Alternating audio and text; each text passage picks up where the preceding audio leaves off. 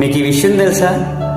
చాలామంది దేవుని ఎంతో గొప్పగా ప్రేమిస్తూ ఉంటారు, దేవునికి ఖచ్చితంగా సమయాన్ని పాటిస్తూ ఉంటారు. కానీ మనుషుల విషయానికి వస్తే మాత్రం అసలు పట్టించుకోరు. వాళ్ళ విషయంలో నేను ఎందుకు జోక్యం చేసుకోవాలి, నేను ఎందుకు కలుగు చేసుకోవాలి అని అనుకుంటూ ఉంటారు.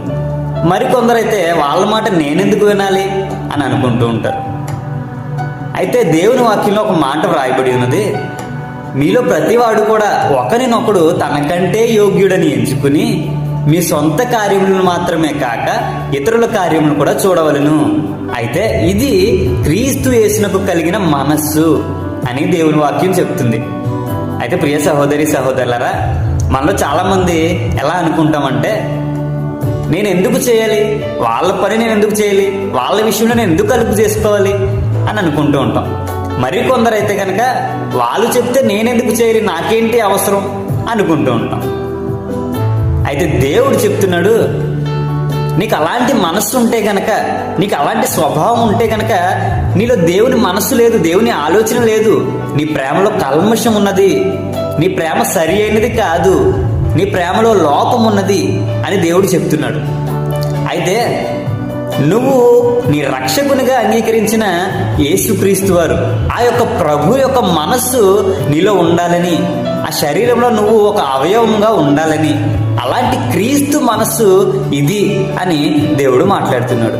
పరలోకాన్ని విడిచిపెట్టి, గొప్పగా ఉన్నటువంటి ఆ భాగ్యాన్ని విడిచిపెట్టి, తండ్రితో సమానంగా ఉన్నటువంటి ఆ భాగ్యాన్ని విడిచిపెట్టి, ఎన్నిక లేనటువంటి, యోగ్యత లేనటువంటి మన కొరకు ఈ లోకానికి వచ్చి మన కొరకు ప్రాణం పెట్టారు కదా.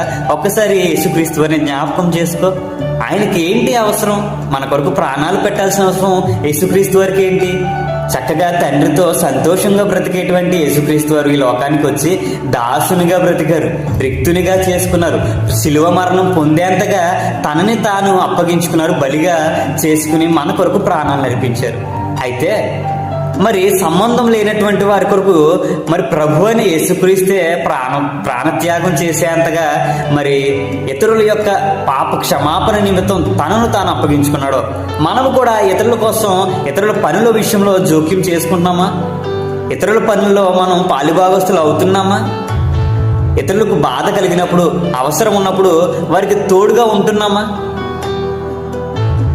అయితే ఇలాంటి మనసు ఒకవేళ లేకపోతే కనుక, చెప్పుతున్నారనో చెప్పట్లేదనో కాదు, కానీ దేవుని కొరకు మిమ్మల్ని మీరు తగ్గించుకుని ఎదుటివారి పనుల్లో మీరు కూడా కలుగు చేసుకుని పాలిభాగస్తులు కండి.